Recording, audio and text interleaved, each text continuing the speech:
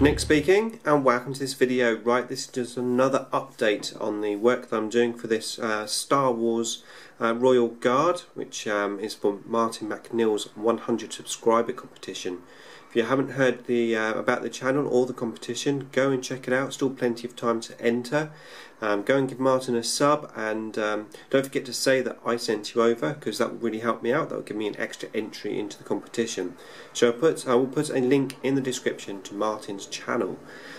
Okay, so I've continued on with some more green stuff work on this Eldar Royal Guard sort of character that I'm making up, and I've done a couple of layers actually. So first of all, I did some work on the head. So I'll put a still picture of the next stage that I did of the head. So as you can see, I basically did this like inside piece. Let me just get this to come into focus. I did the inside piece of that section, and then what I did before I glued it onto here is I tidied up the arms. Well, not the arms, but where I'd cut the arms off, this section here. So I just green stuffed that in, tidied it up, made this sort of cloak section match in here because this was all damaged where I cut the armour off, and then I did exactly the same over the top there on this side. I then pinned the head on. Once that was dried, I started work on this neck section. Now to get this piece going around here, I just rolled a long thin piece of green stuff and I just wrapped it round, and then I squashed it down into position and shaped it. Also added in little bits in his neck, just filled in the gap. Now I'm figuring this section here, which was on the original Mini, which was quite raised where it's basically the top of the cloak, I was actually going to use that for the top section of this piece here.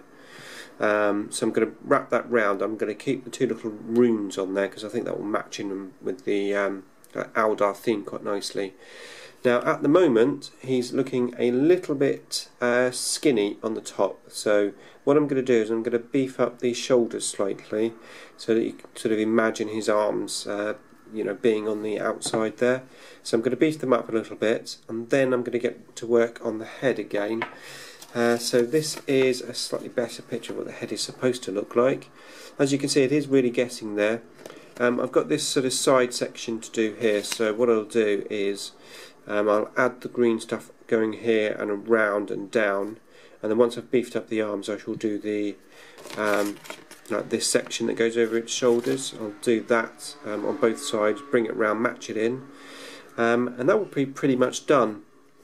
One quite interesting thing about this is obviously this section here where it leaves like a I don't know, a recessed area at the back of the head.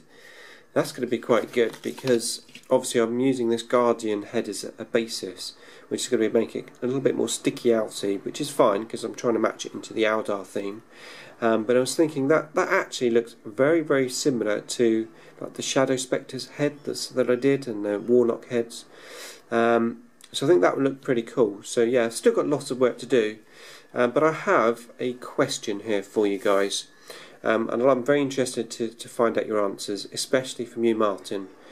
Okay, so I'm obviously making this into an Eldar Warlock, or potentially it could be used for other characters for my army.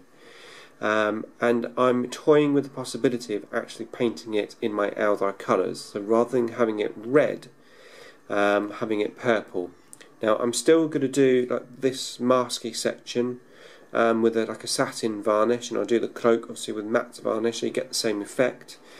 I'm hoping that it will still look like a Royal Guard in purple, and I'm hoping it still will qualify. Does that still qualify, Martin, if I paint it purple?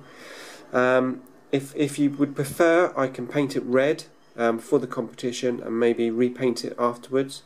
But yeah, let me know in the comments. Do you think it will work if I paint it purple? Will it still look like one of these?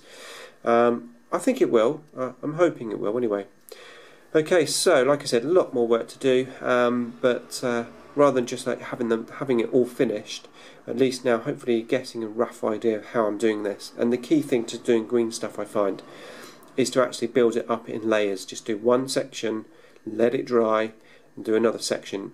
You know, if you try and just like blob the blue tack, if you try to blob the green stuff on there, just start sculpting it till it's finished. You know, it'll be a nightmare because you'll get one section perfect, go into the next one, it will squash the other section out. So just do one little area at a time, gradually build it up. Okay, so that's it from me. Hopefully you like what I've done so far, and I look forward to your comments. Thanks for watching.